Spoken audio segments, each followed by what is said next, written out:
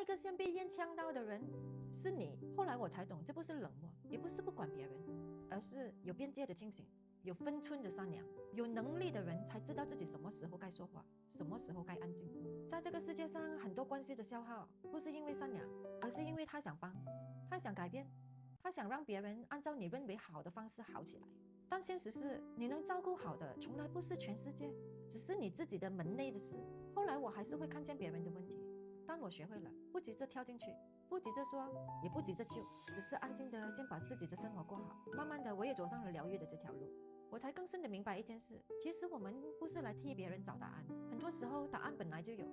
只是他还没有准备好看见。所以现在的我不再急着告诉别人该怎么做，也不急着拉他一把，我能做的只是陪他一起看见，看见他的卡住，看见他的重复，看见他自己的人生。当一个人真的看见了，他才会开始走，那一步不是你推的，是他自己愿意的，这也是一种尊重。